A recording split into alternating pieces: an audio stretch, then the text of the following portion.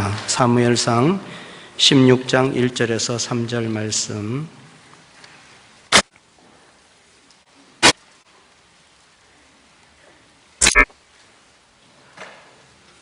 구약성경 433쪽입니다.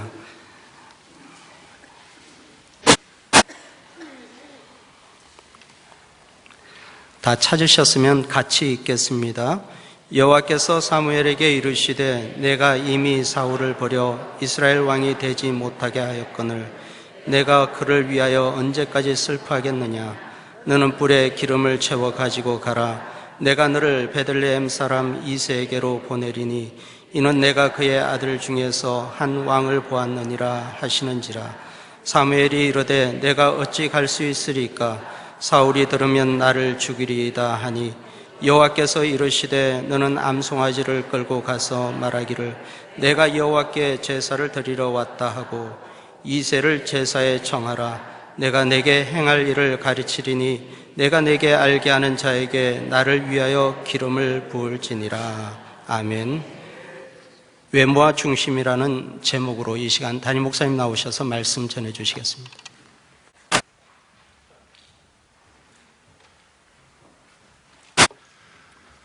오늘 예배에 오신 여러분들을 환영합니다. 오늘 예배 처음 참석하신 분이 계신데요. 이경순 집사님께서 동네 동생 신정희 자매님과 함께 오셨는데 잠깐 일어서 주시면 저희가 대형교회가 드릴 수 있는 뜨거운 박수로 환영하겠습니다. 네, 감사합니다. 잘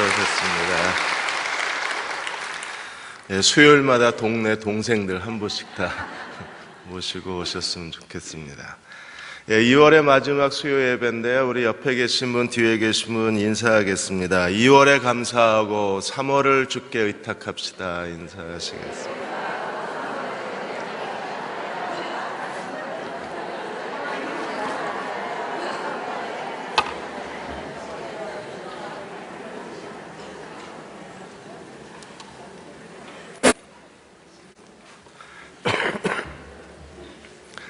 오늘 사무엘상 16장 말씀, 외모와 중심. 여러분이 아마 많은 설교를 들으신 본문이 16장일 겁니다. 외모와 중심이라는 주제로 우리 한 번 더 말씀을 같이 나누었으면 합니다.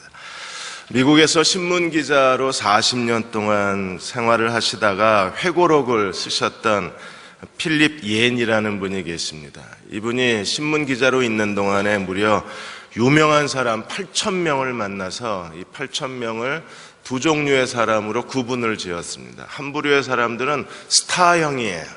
이 사람들은 자기 잘난 척하고 기회만 되면 자기 자랑을 하고 사람들한테 자기가 얼마나 뛰어난 사람인가를 보여주려고 애쓰는 사람들이라고 했습니다. 또 한 부류의 사람들은 서번트형이 있어요. 이 사람들은 성공했는데도 겸손한 사람들입니다. 그래서 다른 사람들을 기쁘게 하려고 애를 쓰고 자기를 드러내는 것을 부끄러워하고 만일에 사과가 2개 있으면 자기는 작은 것 같고 큰 사과는 다른 사람을 주려고 애를 쓰는 사람들이라고 했습니다. 그래서 한쪽 부류의 사람들은 스타형이고 한쪽 부류의 사람들은 서번트형이라고 구분을 지었어요. 아마 이 필립 옌 이분의 회고록에 사울을 인터뷰했다면 스타형으로 들어갔을 거고 다윗을 인터뷰했다면 아마 서번트형으로 들어가지 않았을까 싶습니다. 스타냐 서번트냐 또 다른 관점이 있는데 오늘 16장에서 하나님이 선택한 사람이냐 하나님이 버리신 사람이냐 이 주제도 우리들의 마음을 많이 힘들게 하고 무겁게 합니다. 하나님께서 사울을 버리셨습니다. 버리시기 전에 2번에 걸친 회개의 기회를 주셨음에도 불구하고 사울이 미련함으로 인하여 자기의 교만과 탐욕과 이기심으로 인하여 하나님이 주신 기회를 잃어버리고 말아요. 그리고 그것 때문에 사무엘은 크게 슬퍼합니다. 16장 1절에 하나님이 사무엘에게 이렇게 말씀하셨습니다. 내가 이미 사울을 버려 이스라엘 왕이 되지 못하게 하였거늘 내가 그를 위하여 언제까지 슬퍼하겠느냐. 이미 끝난 얘기인데 사무엘은 그래도 이 사울에 대해서 쉽게 마음을 접지를 못하고 정리를 못하고 그가 하나님의 일을 그르친 거에 대해서 오랫동안 고통스러워하고 있어요. 그런 사무엘을 보고 하나님이 또 유감스러워하고 계십니다. 왜냐하면 사무엘의 슬픔은 부적절한 거예요. 왜? 하나님이 이미 버린 사람을 붙잡고 슬퍼한다는 것은 하나님의 결정을 온전히 받아들이지 못하는 거기 때문에 그렇습니다. 그래서 하나님이 이제 사무엘에게 사울에 대해서 슬퍼하고만 있을 것이 아니라 하나님 뭐라고 말씀하셨어요? 너는 뿔에 기름을 채워가지고 가라. 내가 너를 베들레헴 사람 이새에게로 보내리니 이는 내가 그의 아들들 중에서 한 왕을 보았느니라. 오늘 16장에 봤다는 말이 계속 반복이 돼요. 그런데 하나님이 보는 관점하고 사람이 보는 관점이 달라요. 그래서 사람은 뭘 본다 그랬습니까? 외모. 하나님은 뭘 보신다고요? 중심. 그러니까 사람은 인간의 눈으로 보고 하나님은요, 마음의 눈으로 본다는 거예요. 우리는 사람이기 때문에 하나님처럼 마음의 눈으로 보기는 참 어렵습니다. 그럼에도 하나님께서 사람의 눈으로 보는 관점, 하나님의 눈으로 보는 관점이 무엇인가를 우리들에게 보여주면서 오늘 다윗을 선택을 하세요. 다윗이 두 번 선택을 받습니다. 16장 1절에서 13절까지는 하나님이 선택을 하세요. 그리고 16장 14절에서 23절까지는 사울의 왕궁이 다윗을 선택을 합니다. 그래서 하나는 하나님의 선택이고 또 하나는 사람의 선택, 이중적 선택이 오늘 본문에 다 나와 있어요. 16장 1절에서 13절까지 하나님이 어떻게 다윗을 선택하셨는가를 보겠습니다. 하나님께서 베들레헴 사람 이새에게로 내가 너를 보낸다 그랬어요. 이새는 누굽니까? 보아스와 룻의 관계를 통해서, 보아스가 굉장히 베들레헴의 큰 부자였었죠. 그 이방 여자 룻과의 관계를 통해서 누구를 낳아요? 오벳을 낳습니다. 오벳의 아들이 누구예요? 이새입니다. 이새의 이름의 뜻이 무엇입니까? 그는 여호와의 사람이라는, 하나님의 사람 이새의 집에서 하나님께서 말씀하시기를 한 왕을 내가 보았다. 그래서 가서 기름을 부으라고 명령하자 사무엘이 사울을 두려워합니다. 만일에 사울이 알면 나를 죽일 거라고 말씀을 드리자 하나님께서 거짓말을 가르치세요. 뭐라고 가르치셨습니까? 가서 제사 드리러 왔다 그래. 제사 드리러 왔다 그래. 그리고 다윗에게 기름을 부으라 그럽니다. 거짓말이지만, 왜냐하면 사무엘은 여러 도시를 다니며 실로의 성막이 파괴가 됐기 때문에 여러 도시를 다니면서 순회 제사를 드림으로 거짓말은 아니죠. 근데 이 제사를 가장해서 이새의 집에 가서 다윗에게 기름을 부으라고 말씀을 합니다. 그리고 3절에 이렇게 말씀을 하세요. 이새를 제사에 청하라. 내가 내게 행할 일을 가르치리니 내가 내게 알게 하는 자에게 나를 위하여 기름을 부으라. 내가 보았다. 내게 가르칠 것이다. 내게 알게 하리라. 하나님이 알게 하는 사람에게 기름을 부으라 그럽니다. 아니, 그냥 하나님께서 이새의 집에 가면 아들이 8이 있는데 그 중에 맨 막내 다윗이 내가 택한 사람이다. 내 마음에 합한 이스라엘의 왕이다. 너는 가서 다윗을 불러다가 기름을 부라. 이렇게 말씀을 하시면 되는데 하나님 뭐라고 말씀하세요? 나는 봤다. 너에게 가르쳐 줄 거다. 그리고 내게 알게 해주겠다. 그러므로 너는 기름을 부으라. 그래서 하나님께서 말씀하신 대로 사무엘이 이새와 그 아들들을 성결케 하고 제사에 초대를 했습니다. 6절에 보시면 그들이 오매 사무엘이 엘리압을 보고 마음에 이르기를 여호와의 기름 부으실 자가 과연 주님 앞에 있도다. 왜요? 그 키와 용모와 준수함이 엘리압이 탁월했기 때문에. 그래서 보자마자 사무엘이 마음을 빼앗겨 버렸어요. 왜? 엘리압이야말로 정말 왕으로서의 모든 면을 다 갖추고 있었습니다. 그러자 하나님 뭐라고 말씀하셨어요? 7절에 여호와께서 사무엘에게 이르시되 그의 용모와 키를 보지 말라. 내가 이미 그를 버렸노라. 사무엘이 무슨 신체적 컴플렉스가 있는 것 같아요. 왜냐하면 사울에 대해서도 큰 신뢰를 가졌거든요. 그런데 사울의 그 외모와 신장과 그 준수함을 보고 사무엘이 마음을 뺏겼어요. 근데 엘리압을 보고 다시 무슨 난장의 컴플렉스가 있나? 아니 왜 키 큰 사람만 보면 사무엘은 쑥 빠져요. 그러니까 엘리압을 보고 과연 여기 있다. 이 사람이야말로 하나님이 기름 부으신 자라고 말씀을 했습니다. 근데 하나님이 거절하시잖아요. 그의 용모와 키를 보지 말라. 내가 이미 그를 버렸노라. 내가 보는 것은 사람과 같지 아니하니 사람을 외모를 보거니와 나 여호와는 중심을 보느니라. 왜 하나님께서 7 아들을 다 지나가게 하시고 마지막 다윗까지 8 아들을 지나가게 하셨을까? 그냥 처음부터 다윗이다 그렇게 말씀하셨으면 시간 낭비하지 않고 좋았을 텐데 왜 하나님이 이렇게 차례대로 왜 그래요? 사무엘을 훈련하시는 거예요. 여러분 우리도 여전히 믿음이 있다고 그러고 하나님 앞에 헌신한다고 그러고 하나님 뜻대로 산다고 말하지만 사람을 보는 관점은요 사람의 눈일 때가 많이 있어요. 하나님의 관점에서 사람을 보지 못할 때가 많이 있습니다. 생각해 보십시오. 김연아가 이번에 은메달을 땄는데도 전 세계 언론이 김연아가 진정한 그 여왕이라고 그렇게 칭송을 했습니다.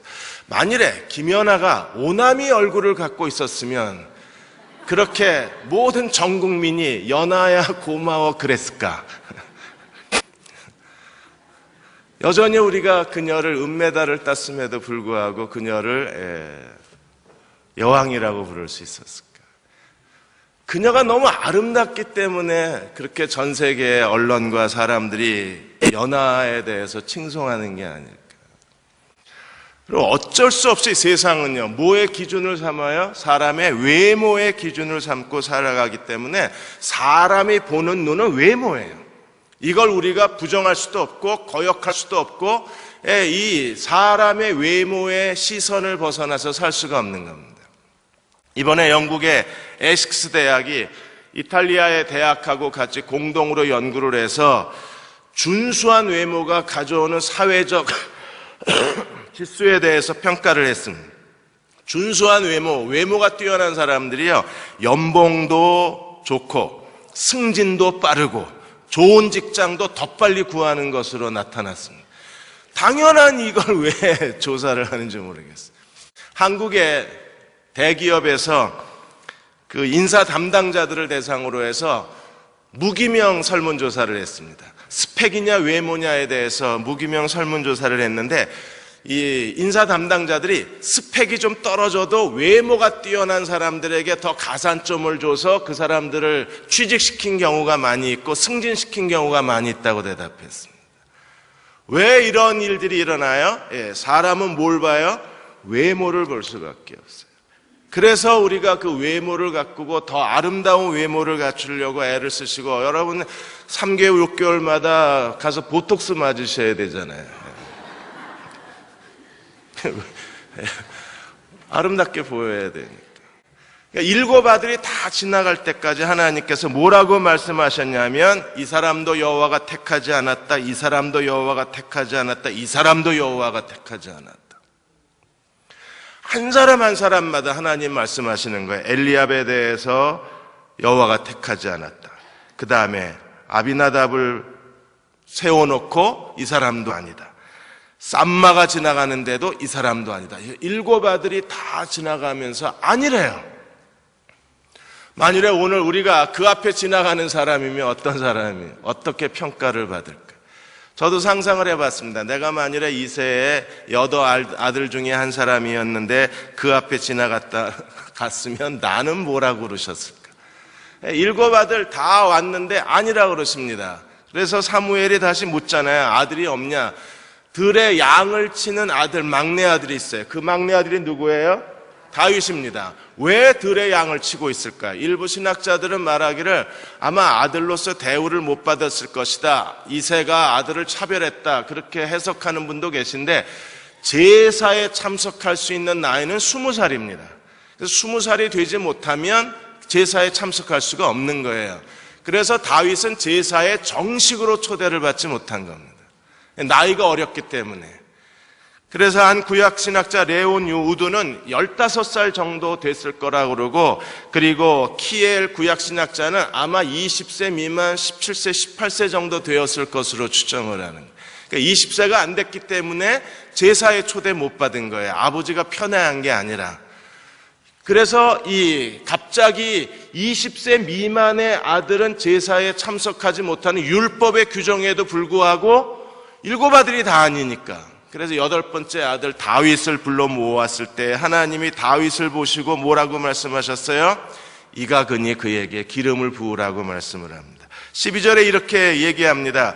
이에 사람을 보내어 그를 데려오매 그는 빛이 붉고 눈이 빼어나고 얼굴이 아름답더라. 하나님이 뭘 안 보신다고요? 외모. 하나님이 뭘 보신다고요? 근데 지금 다윗은 어떤 사람이에요? 빛이 붉고. 그럼 그 당시 고대 중동 사회에서 남성 미의 기준이 뭐냐면 붉은 털입니다. 왜냐하면 중동은 다 새카만 머리잖아요. 그러니까 새카만 진한 블랙색에서 이 붉은색은요, 가장 아름다운 남성의 기준이었어요. 그런데 다윗이 붉은 털을 가진 거예요. 염색한 거 아니고요. 그냥 태어나기를 붉은색. 굉장히 아름다운 남자로 이렇게 인정이 된 겁니다. 그래서 붉은 털을 갖고 있고 눈이 빼어났어요. 그러니까 눈이 굉장히 아름다운 남자입니다. 눈이 빼어났다는 것은요, 눈만 아름다운 게 아니라 그 눈빛에서 주는 강렬한 인상, 이미지가 큰 거예요. 여러분, 남자를 쳐다보면, 눈빛을 쳐다보면 그 남자가 어느 정도의 용기와 지혜와 그리고 판단력과 리더십이 어떤 사람인지 눈빛으로 드러나잖아요. 그런 것처럼 다윗은요, 정말 눈빛이 빼어난, 눈빛이 탁월한, 눈빛이 강렬한 남자였어요. 얼마나 멋졌을까요? 아마 김수현이 눈빛보다도 다윗이 더 강렬했을지도 모릅니다. 별에서 온 그대는 다윗입니다. 그런데 하나님 뭐라고 말씀하세요? 자기 외모 안 보신대. 중심만 보신대. 그런데 하나님이 쓰셨던 사람들은 전부 한결같이 아름다웠어요, 남자들이. 하나님이 분명히 거짓말하고 계신 것 같아요. 그리고 뭐라고 말씀하셨어요? 하나님께서 얼굴이 아름답더라 여호와께서 이르시되 이가 그니 일어나 기름을 부으라. 그리고 하나님께서 다윗에게 기름 부으심으로 사울의 뒤를 이어서 이스라엘 왕으로 세움을 받습니다. 어느 정도 하나님이 쓰신 사람들은 내적으로 중심적으로도 하나님께 그 마음이 아름답지만 외모적으로도 어느 정도는 준수했던 사람들이라는 게 우리가 성경에서 볼 수가 있잖아요. 한국은 쌍꺼풀한 사람들이 다 미의 기준인데, 여러분, 인도네시아에서는요, 인도네시아 대부분 국민이 다 쌍꺼풀이 있습니다. 그래서 거기는 쌍꺼풀 없는 사람이 미남 미녀예요. 저 같은 사람이 가면 거기는 미남에 속합니다. 쌍꺼풀이 없어서. 나라마다 기준이 다르긴 하지만 하나님께서 이렇게 다윗이 붉고 그의 빛이 붉고 눈이 빼어나고 얼굴이 아름다웠을 뿐 아니라 하나님께서 그가 어떤 사람인가에 대해서 18절에 가보시면 그는 어떤 사람이었어요? 하나님이 함께하는 사람이었어요. 그래서 하나님이 그를 기름 부으셔서 이스라엘 왕으로 세움을 받고 13절에 사무엘의 기름 뿔병을 가져다가 그의 형제 중에서 그에게 부었더니 이날 이후로 다윗이 여호와의 영에게 크게 감동되니라. 사무엘이 떠나서 라마로 가느니라. 13장 13절에 다윗은 어떤 사람이었어요? 하나님 마음에 합한 사람이었어요. 15장 28절에 하나님은 사울에 대해서 다윗을 사울에게 어떻게 설명하셨습니까? 너보다 훨씬 뛰어난 사람에게 이 나라를 그에게 주겠다고 하나님이 말씀하셨던 그 사람이 바로 다윗이었습니다. 하나님의 신이 임재함으로 다윗은요, 하나님의 이스라엘 왕으로서의 거룩한 성품과 그리고 이스라엘 왕직을 수행하는 데 필요한 능력을 이 하나님의 신 거룩한 성령으로 우리가 받을 수 있었어요. 사랑하는 여러분, 우리가 이 시대에서 하나님의 도덕적 기준대로 살아야 될 이유가 여기 있습니다. 외모만 아름답게 가꿀 게 아니라 우리의 내면의 사람도 아름답고 성숙해야 합니다. 지미 카터가 살아있는 신앙이라는 책을 하나 쓰셨어요. 이 살아있는 신앙이라는 책에서 지미 카터는 그리스도인은 세상 사람보다 더 높은 삶의 수준과 더 높은 삶의 표준을 가져야 된다. 그것은 사복음서에서 예수께서 보여주신 삶의 기준이어야 한다고 했습니다. 우리가 왜 예수께서 보여주신 삶의 기준대로 살아야 합니까? 그리스도인이기 때문에. 우리 안에 그리스도가 계시고 성령이 우리 안에 내주하시는 하나님의 영에 감동된 사람들로 이 시대에 우리가 살고 있기 때문에, 그러므로 어디를 가든지 하나님께서 이 사람이 그 사람이니 그에게 기름을 부으라고 말씀하실 수 있는 거룩한 하나님의 종들이 되어야 되는 거예요. 하나님의 말씀이 표준이 되어서 적어도 우리가 이 말씀대로 살고, 말씀이 인생관이 되고, 말씀이 성품이 되고, 말씀이 인격이 되고, 말씀이 사람을 대하는 우리의 태도가 되어서 모든 면에 다 탁월해야 돼요. 외모적으로도 탁월할 뿐 아니라 생각하는 것, 삶의 가치관, 삶의 정신, 인격의 모습, 말씨, 얼굴 표정, 웃는 모습 다 탁월해야 합니다. 왜요? 중심을 보시는 하나님이기 때문에. 우리가 그 하나님의 마음에 들어야 되잖아요. 하나님이 왜 다윗을 내 마음에 드는 사람, 내 마음에 합한 사람, 내 마음을 기쁘게 한 사람이라고 말씀을 하셨을까? 오늘 이 시대에 우리도 하나님의 마음에 합한 사람이 돼야 되고, 하나님 마음을 기쁘게 할 수 있는 사람이 돼야 돼요.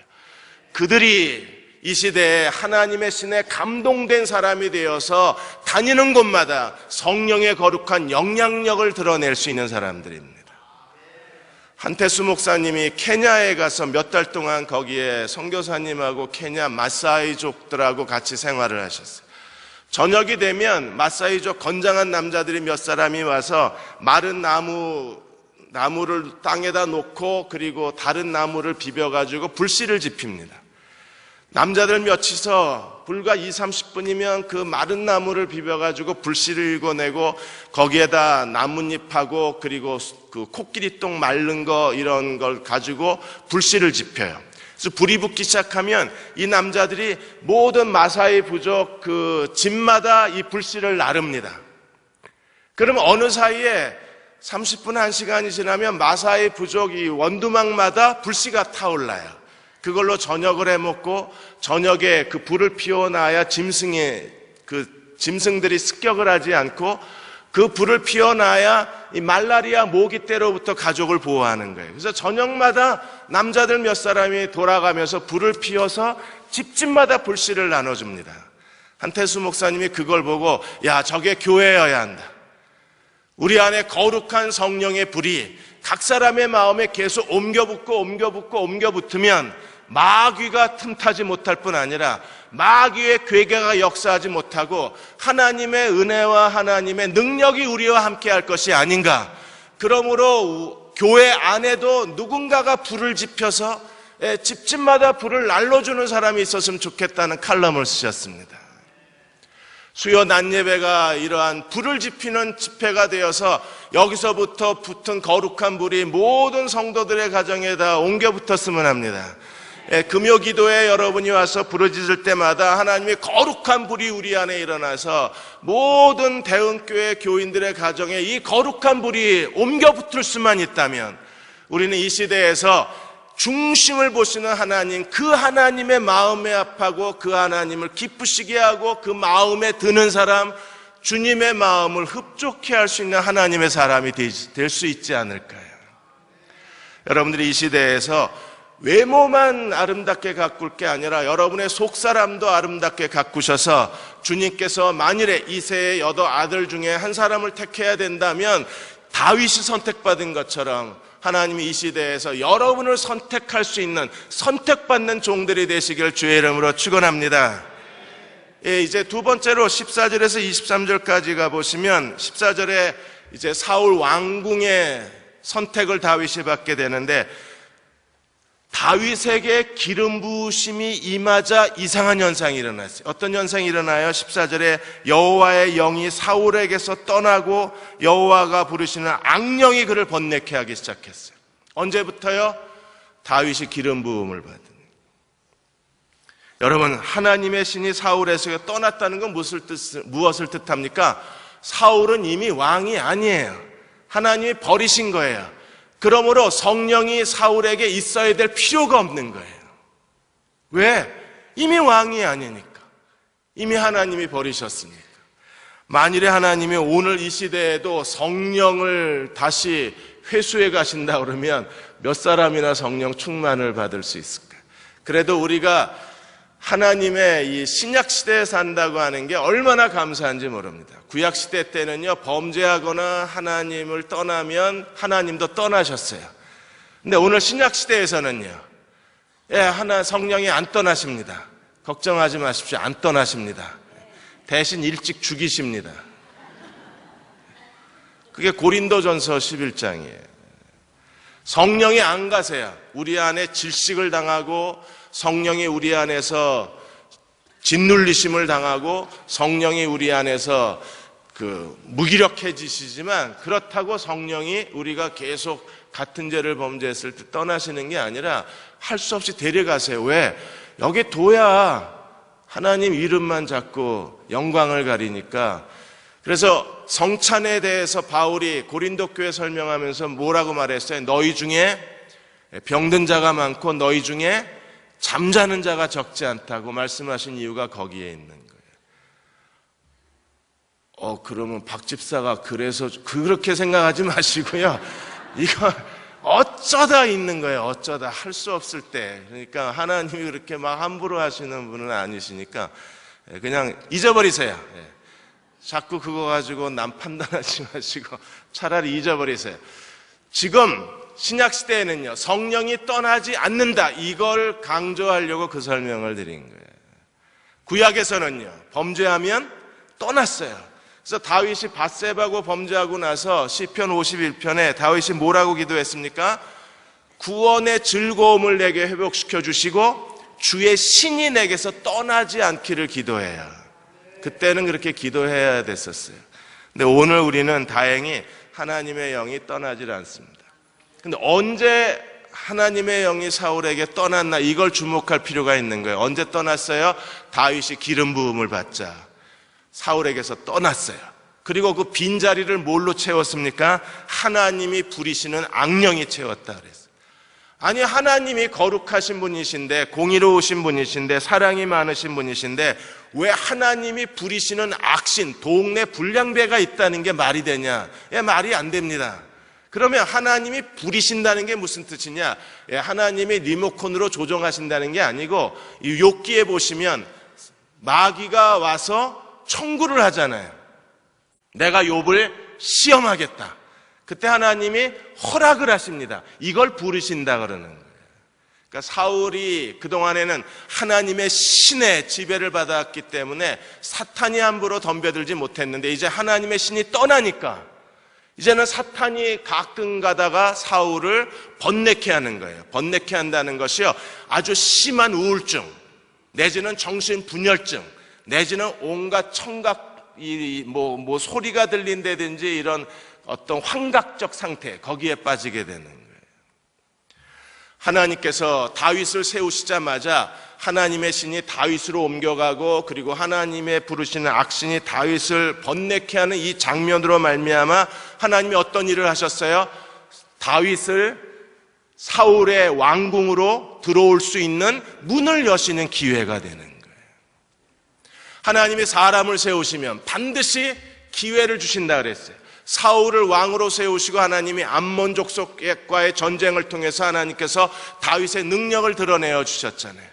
하나님이 나를 세우시면 반드시 나의 능력을 드러낼 수 있는 기회를 주시는 하나님이세요. 여러분들이 자녀들을 위해서 기도할 때 이 기회를 주시는 하나님을 의지해야 합니다. 하나님이 내게 어떤 사명을 주시고, 하나님이 내게 어떤 새로운 일을 도전하게 하시고, 하나님이 나에게 새로운 직분을 주시고, 하나님이 나에게 새로운 인생을 시작하게 하셨고, 그것이 진정 하나님의 뜻이라면 하나님은 반드시 그 일에 합당한 기회를 내게 허락하여 주셔서 내 능력을 드러내게 하시는 하나님이세요. 다윗이 기름 부음을 받았습니다. 그리고 하나님이 다윗을 이스라엘 왕궁으로 보내셔야 하는데, 사울의 왕실로 보내셔야 하는데, 이 사울의 왕실의 출입문을, 기회를 주신 게 바로 사울이 하나님이 부르시는 악신으로 말미암아 하나님께서 사울을 만나게 하시고 사울 곁에 두시고 사울을 통해서 훈련하셔서 이스라엘의 두 번째 왕으로, 하나님 마음에 합한 왕으로 세워가시는 거예요. 오늘 여러분들이 하나님의 뜻에 대한 확신이 있다면 이제 기도하고 기다리십시오. 하나님이 그 일을 할 수 있는 능력을 드러내고 여러분의 탁월함을 드러내고, 그리고 사람들 앞에 여러분의 아들, 딸들이 사람들 앞에 인정을 받고 두각을 드러낼 수 있는 기회를 주시는 하나님이심을 우리가 믿어야 합니다. 그리고 이 일을 위해서 기도할 수 있어야 돼요. 일본 전라도에서 완도에서 배를 타고 더 들어가면 노아도라는 작은 섬이 있는데, 이 섬에서 태어난 검사님 한 분이 계십니다. 이분이 상고를 나오시고 그리고 지방 대학을 졸업하시고 이제 사법고시에 도전을 하신 거예요. 6년째 도전을 했어요. 6년째 1차 시험에 합격을 하고 이제 2차 시험에 들어가는데 2차 시험 첫 번째 시험을 망쳐버린 거예요. 그렇게 오랫동안 준비를 했는데 시험을 봤는데 하나도 생각이 안 나고 이게 답을 어떻게 써야 될지도 잘 모르고 너무나 난감하더래요. 그래서 눈물만 흘리다가 첫 번째 시험을 놓쳐버렸어요. 거기 공중전화가 있어서 그 공중전화에서 아버지에게 전화했습니다. 아빠, 정말 준비 많이 했는데 첫 번째 시험을 망쳤어. 아빠 미안해. 아빠가 나보다 더 이 시험 보는 걸 걱정하고 격려해 줬는데 아빠 이번에도 안 될 것 같아. 1년만 더 기다려줘. 그러자 그 얘기를 듣고 있던 아빠가 갑자기 우는 거예요. 네가 시험 잘못 본 건 나 때문인 것 같다고. 그러더니 아빠가 이렇게 말을 합니다. 너 계속 시험 계속 봐. 아빠가 다음 주일부터 교회 나가고 이제 너 두 번째 시험 볼 때부터 아빠가 기도해 줄게. 어쩌면 하나님이 도우실지도 몰라. 그래서 아버지가 20년 만에 교회를 처음 다시 나간 거예요. 근데 첫 시험을 망쳐놨기 때문에 이게 평균 점수로 나가는 거죠. 그래서 안 될 거라고 생각을 하고 포기하고 있었는데 시험 발표가 나고 합격자 대기자에 들어가 있다가 갑자기 이 선생님이 된 거예요. 이 검사님이 된 거예요. 그래서 아빠가 딸을 부둥켜 안고 미안하다. 너 나 때문에 네가 이렇게 6년씩 고생을 했나 보다. 아빠가 회개하니까 하나님이 네 길을 열어주는구나. 부모님 회개하십시오. 여러분 때문에 아들, 딸들이 6년씩 시험 보고 있는지도 모르잖아요. 뭘 또 아멘입니까? 하나님께서는요, 우리가 하나님 앞에 제대로 서기만 하면 그리고 그 길이 하나님이 주신 길이라고 우리가 확신하기만 하면 그 다음에 하나님이 어떻게 하세요? 길을 열어주시는 분이세요. 아니, 첫 번째 시험을 망쳤는데도 하나님께서 다른 시험 점수를 보상하셔서 하나님이 그 길을 열어주실 수 있는 하나님이시라고 하면 오늘도 우리가 하나님 앞에 바로 서기만 하면 그 이름을 의지할 수만 있다면, 믿음에 있어서 흔들리지만 않는다면 하나님은 길을 열어주실 수도 있는 거잖아요. 하나님께서 이 다윗이 번뇌하자 옆에 있는 신하들이 음악 치료에 대해서 소개를 합니다. 그래서 다윗이 최초의 음악 치료사예요. 다윗의 하프를 연주하면 어떤 일이 벌어졌습니까? 다윗에게 부리던 그 악신이 떠나가고 다윗이 상쾌해진 거예요. 그래서 이 하프를 잘 타는 사람을 찾았는데 그 하프를 잘 타는 사람을 누구를 소개해요? 18절에 보시면 소년 중 한 사람이 대답하여 이르되 내가 베들레헴 사람 이새의 아들을 본즉 수금을 탈 줄 알고 용기와 무용과 구변이 있는 준수한 자라. 여호와께서 그와 함께 계시더이다. 다윗이 하프를 연주할 줄 알았던 거예요. 어디서? 들에서 양을 치면서 배운 겁니다. 그래서 다윗의 하프가 금요 기도회에 우리 찬양단 이름이에요. 찬양단이 연주할 때마다 혹시 여러분의 마음에 번뇌케 하는 모든 것들이 다 주의 이름으로 떠나시기를 주의 이름으로 축원합니다. 여러분의 마음을 짓누르고 있던 모든 염려에서 해방되는 역사가 일어나시기를 축원합니다. 다윗이 하프를 연주할 때 사울에게 그런 일들이 실제로 일어났어요. 그래서 연주할 때마다 오늘 23절에 보시면 하나님이 부르시는 악령이 사울에게 이를 때 다윗이 수금을 들고 와서 손으로 탄즉 사울이 상쾌하여 낫고 악령이 그에게서 떠나갔더라. 이 문제 때문에, 이 음악 치료 때문에 다윗이 들에서 양을 치던 목동이 하루아침에 어디로 들어와요? 사울의 왕궁으로 들어오는 거예요. 사울이 다윗을 불러 모으면서 이렇게 말합니다. 19절에 사울이 이에 전령들을 이새에게 보내어 이르되 양치는 내 아들 다윗을 내게로 보내라. 그러니까 양치는 아들이라는 게 두 번이나 오늘 16장에서 나오는 거예요. 사무엘도 다윗을 어디로부터 불러냈습니까? 양치는 목동의 자리에서. 지금 사울도 왕궁으로 다윗을 불러들이는데 사울이 어디 있어요? 양치는 내 아들을 불러들이는 거예요. 사울이 결정적인 때에 다윗을 불러들일 수 있었던 것은요, 다윗이 정말 필요할 때 필요한 것을 갖고 있었기 때문입니다. 지금 사울이 다윗에게 필요한 건 뭐였어요? 음악, 다윗의 수금, 다윗의 하프. 그런데 다윗은요, 뭘 할 줄 알았습니까? 수금을 탈 줄 알았어요. 하나님이 결정적 때를 주셨을 때 우리가 그것을 할 수 있도록 준비된 사람이어야 길이 열리는 거예요.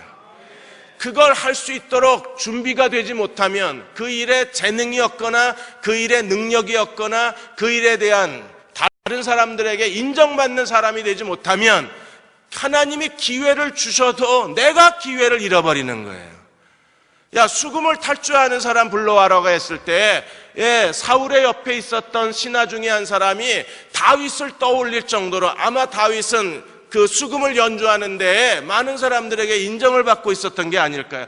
왜? 왕궁에 있는 사람이 알 정도였으니까. 그 정도로 다윗은 음악만 잘 연주하는 게 아니라 사울의 왕궁에 합당한 사람이었어요. 그 당시에 이스라엘 남자를 평가하는 세 가지가 용기와 무용과 구변, 말재주.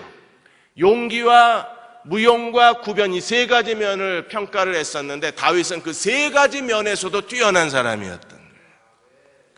아까도 세 가지였죠. 붉은 빛을 띠고 눈이 빼어나고 얼굴이 아름답고. 자, 여기서는요, 수금을 탈 줄 알고 무용과 용기와 구변이 뛰어나고. 이래도 하나님이 중심만 보신다고요? 배신감을 느끼잖아요. 준비된 사람이었어요, 다윗은. 사랑하는 여러분, 준비하고 계십시오. 그래야 기회가 열리는 거지. 하나님의 때가 돼서 하나님이 기회를 주셨는데 수금을 탈 줄 모른다. 기회는 없어지는 거잖아요. 미국의 스탠퍼드 대학의 그 미국의 31대 대통령, 후보 대통령에 대한 여러 가지 이야기들이 그 스탠퍼드 대학에 가면 남아있는데, 후보 대통령이 스탠퍼드 대학 재학 중에 이분이 이제 알바를 해야 되는데 알바를 할 데가 없더랍니다. 이미 다른 학생들이 다 학교 근로장학생이 되어 있고 자리가 없어서 그래도 계속 뒤졌는데 어느 한 회사에서 직원을 찾는다는 광고를 보고 그 회사에 찾아간 거예요.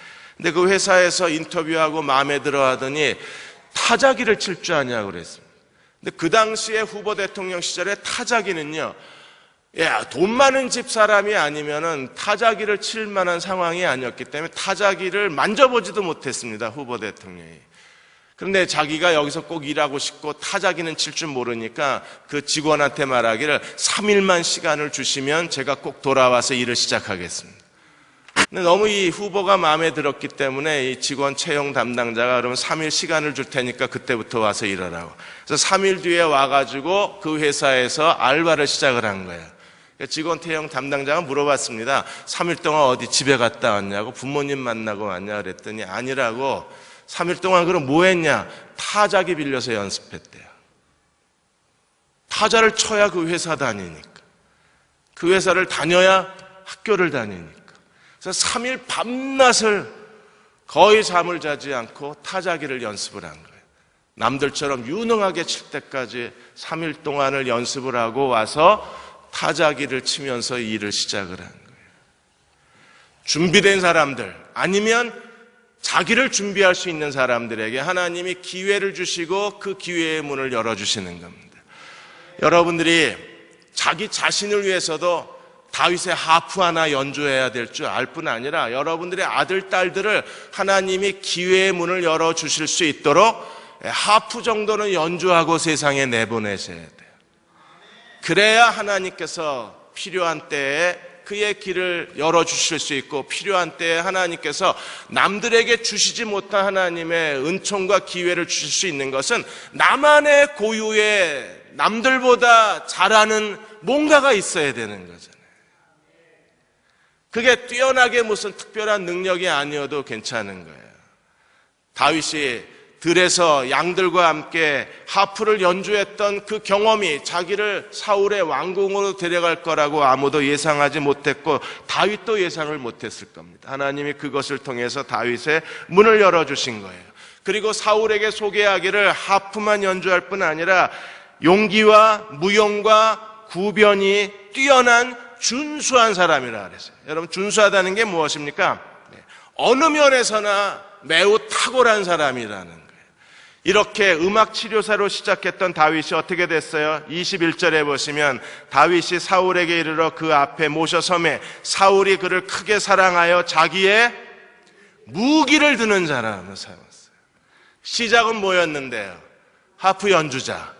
근데 지금 다윗은 사울 앞에 어떤 사람으로 서 있어요? 무기 든 자.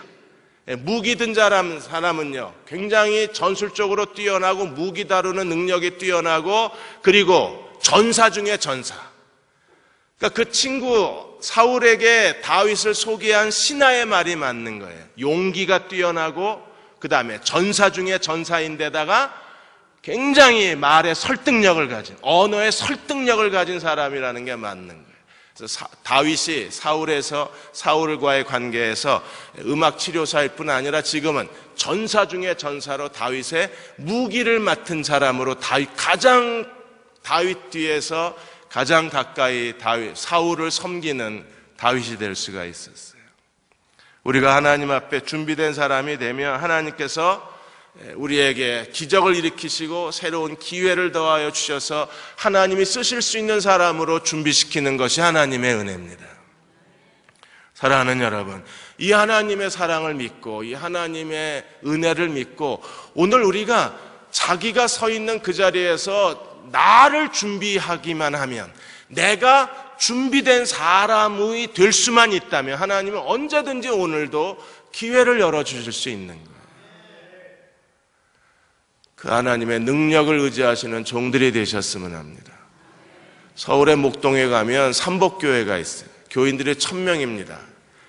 이 교회는 이 목사님이 박창윤 목사님이신데, 박창윤 목사님은 두 눈에 시력을 다 잃으시고 양팔이 없으신 분이세요. 이분이 바닷가에서 태어나셨는데 어느 날 해안가에서 놀고 있는데 친구가 폭탄을 하나 주워가지고 온 거예요. 그래서 이 박창윤 목사님이 자기가 제일 큰 형이니까 이 폭탄을 분해하다가 손에서 터졌어요. 그래서 양손을 다 잃어버리고 시력을 다 잃어버렸습니다.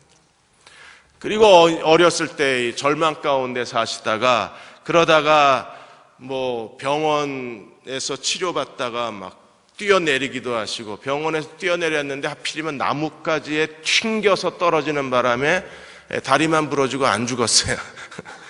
정말 죽고 싶었는데 죽을 수도 없었습니다. 그러다가 간호사가 막 자살을 하니까 계속 옆에 붙어 있으면서 간호사가 친해져가지고 간호사가 복음을 전한 거예요. 그리고 그 병원에 오는 원목 목사님하고 연결을 해 주셔서, 그래서 예수 믿고 이제 신학을 하게 되고, 그 신학을 하다가 지금 사모님을 만난 거예요. 사모님이 이대 나오셨나 숙대 나오셨나 그러신데, 그리고 이제는 이 사모님하고 정말 이 장애우들을 위한 사역을 시작을 하셨어요. 근데 아무리 노력을 해도 동네에서 처음엔 천막치고 시작을 했는데, 이게 시각장애인이 목사가 돼가지고 목회를 하니까 동네 사람들이 항상 술 취한 사람들이 와서 천막 난장판을 만들고 동네 불량배들이 와서 두들겨 패고 가고 목회를 못하겠더랍니다. 그런데도 어쨌든 기도하면서 계속을 한 거예요. 하나님, 내게는 이 길밖에 없고 난 이 길을 가야 하고 어떻게 하든 나처럼 고통당하는 장애우들을 내가 돕고 싶습니다. 내게 기회를 허락해 주십시오. 그렇게 기도하고 계속 인내로 하는데도 하나님이 기회를 잘 열어주지 아니하시더래요. 그러다가 1987년에 한경진 목사님이 돌아가시기 전에 이제 작은 교회, 개척교회, 시골교회 이렇게 순회 부흥회를 다니셨는데 이 교회에 오신 거예요. 삼복교회에. 그래서 거기서 부흥회를 하시고 이 박 목사님 네 분을 만나보시고 나더니 뭘 하고 싶으냐고 물으시더랍니다. 그래서 장애우들을 위한 사역을 꼭 하고 싶다고.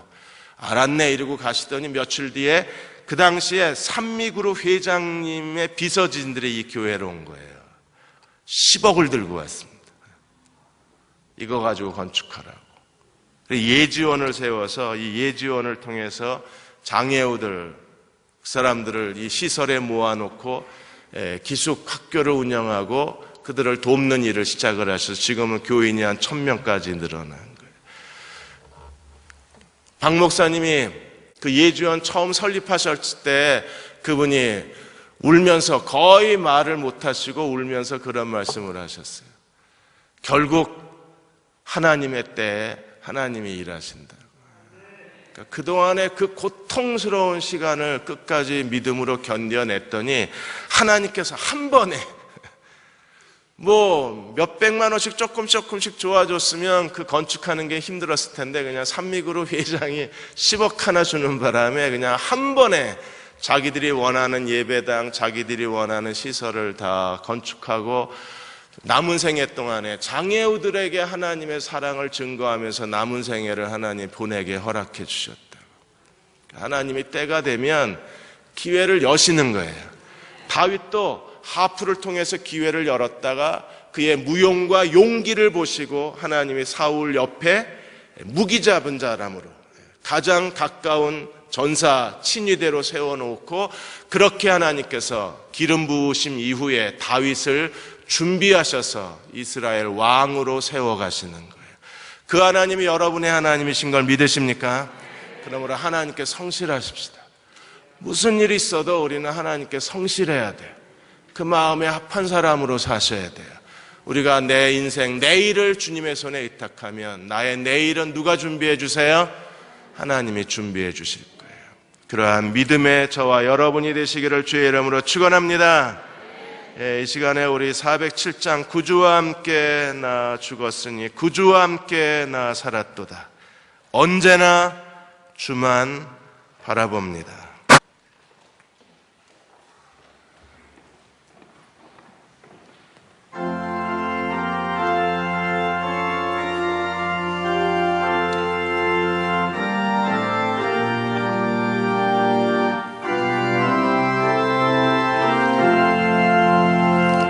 구주와 함께 나 죽었으니 구주와 함께 나 살았도다. 영광의 그날이 이르도록 언제나 주만 바라봅니다. 언제나 주는 날, 언제나 주는 날 사랑하사 언제나 새 생명 주시나니 새 생명 주시나 영광의 그날이 이르도록 영광의 그날이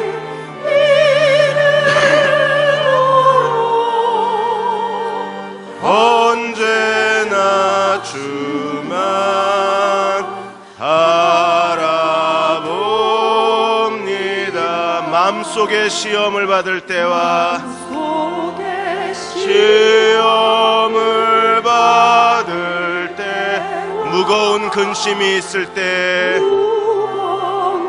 근심이 있을 때 주께서 그때도 같이 하사, 그때도 같이 하사 언제나 나를 도와주시네. 나를 도와주시네. 언제나 주는 날 사랑하사 언제나 새 생명 주시나니 영광의 기나리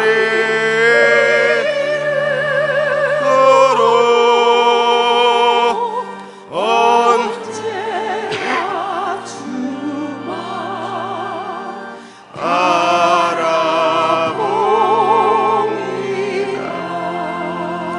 이제 우리 함께 기도하고 나머지 찬양하겠습니다. 사랑하는 여러분, 하나님이 우리를 사랑하고 계십니다. 그리고 우리를 위하여 모든 것을 준비하고 계시고 사람의 걸음을 정하시고 그 길을 기뻐하신 하나님이십니다. 조급해하지도 말고 답답해하지도 말고 힘들어하지도 말고 오직 하나님 앞에 인내로 기도하는 종들이 되어야 합니다. 하나님, 마음속에 시험을 받을 때와 무거운 근심이 있을 때 주께서 그때도 같이 하사 언제나 나를 도와주시네. 하나님, 나를 도와주옵소서. 주의 도움의 손길이 내게 나타나게 해주시기 원합니다.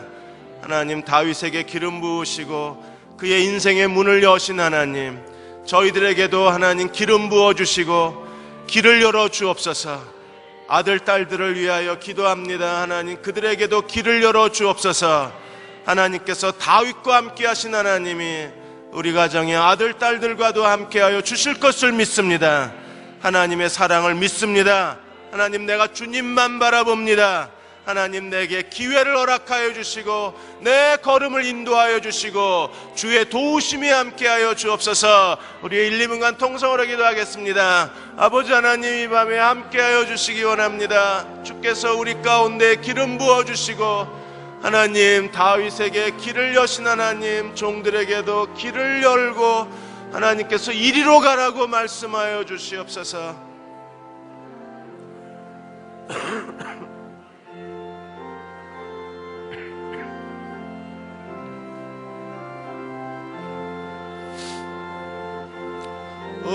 하나님, 도와주시고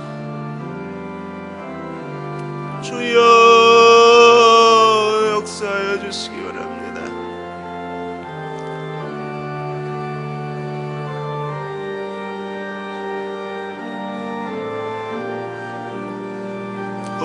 하나님, 그렇게 해주시고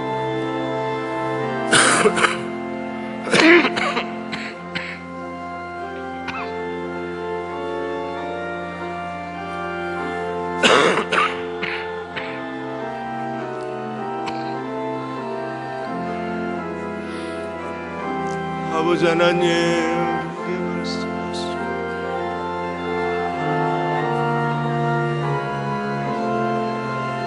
주여 우리에게 길을 열어주시옵소서. 하나님,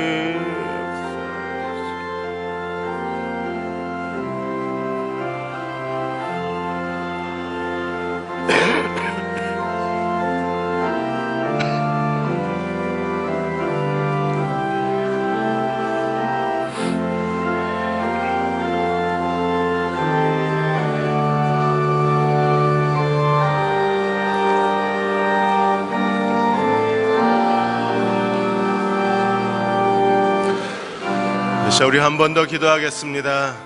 하나님, 저희에게 수금을 탈 줄 알았던 다윗, 그로 인하여 하나님이 길을 열어주셨던 것처럼 하나님이 내 길을 열어주실 수 있는 결정적인 어떤 하나가 내게 있게 하여 주시기 원합니다. 하나님, 내게도 다윗의 하프가 있게 하여 주옵소서. 사랑하는 아들과 딸들에게도 하나님이 그들의 인생의 문을 여시고 하나님이 그들을 높이시고 하나님이 그들을 도우실 수 있는 다윗의 하프가 아들, 딸들의 손에 하나씩 들려있게 하여 주옵소서. 그것을 통하여 하나님 길을 열어주시고 그것을 통하여 하나님이 도우시고 그것을 통하여 하나님이 그 걸음을 인도하실 수 있도록 하나님, 우리 한 사람 한 사람에게 하나님이 주신 특별한 재능이 있게 하시고 하나님이 주신 특별한 능력을 우리가 갖게 해주실 뿐 아니라 하나님, 저희 가정에 주신 아들과 딸들에게도 하나님 그 손에 다윗의 하프를 하나씩 손에 들려주옵소서. 그것을 통하여 인도하여 주옵소서. 우리 한 번 더 간절히 통성으로 기도하겠습니다. 주여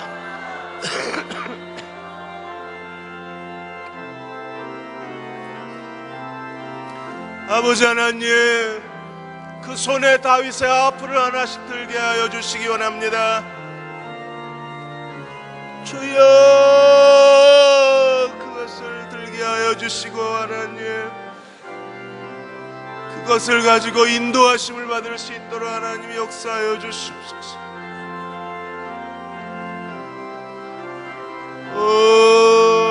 하나님, 역사하여 주시옵소서. 주여,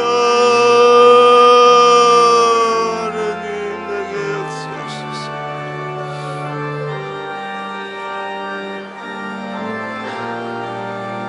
하여 주시옵소서.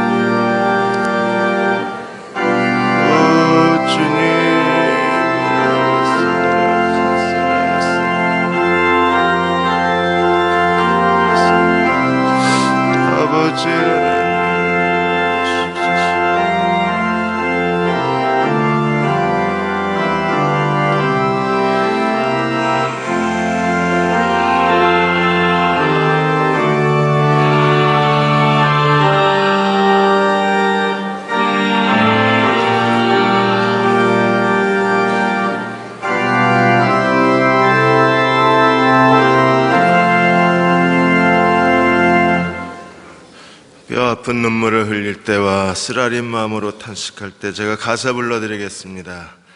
우리 찬양하시면서 여러분이 한 번 더 기도해 주시기 바랍니다.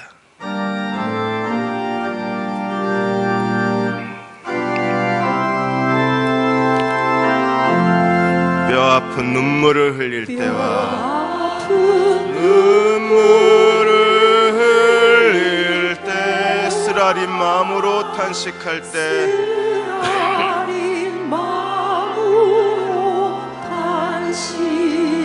주께서 그때도 같이 하사 같이 언제나 나를 생각하시네. 언제나 나를 생각하시네. 아멘. 언제나 주는 날 사랑하사 언제나 새 생명 주시나니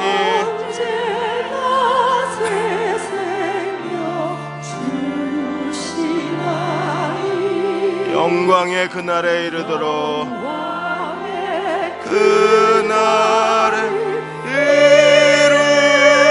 이르도록 언제나 주만 바라봅니다. 언제나 주만 바라봅니다. 내 몸의 약함을 아시는 주, 몸의 약함을 아시는 못 고칠 질병이 아주 없네. 질병이 아주 없네. 괴로운 날이나 기쁜 때나 기쁜 때나 언제나 나와 함께 계시네. 언제나 나와 함께 계시네. 언제나 주는 나 사랑하사 언제나 새 생명 주시나니 나 새 생명 주시나. 영광의 그날에 이르도록 영광의 그날에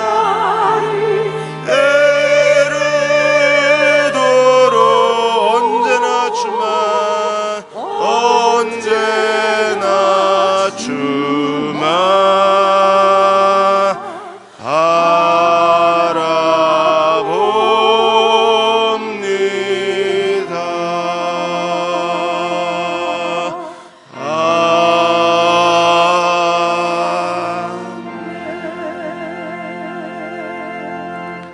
저희들 마음속에 모든 염려, 눈물, 걱정 다 지워버려져 주시고 오직 주님만 바라보는 주의 백성 삼아 주옵소서. 주님만 바라보겠습니다. 주님만 의지하겠습니다. 나를 도와주시고 나를 생각해 주시고 나와 함께 하시는 주님, 내게 새로운 기회를 허락하여 주시고 도움의 손을 베풀어 주시고 손으로 행하는 모든 일들을 주께서 형통케 하여 주옵소서. 지금 우리를 죄에서 구원하신 우리 주 예수 그리스도의 은혜와 하나님 아버지의 무한하신 사랑하심과 성령의 인도하시고 위로하시며 도우시는 은혜가 오늘 수요 낮 예배 드리고 돌아가는 모든 교우와 가정과 사랑하는 자녀들, 기도하여 구하는 모든 일들과 대응의 가족과 이 땅의 모든 교회 위에 지금부터 영원히 함께 하시기를 간절히 축원하옵나이다. 아멘.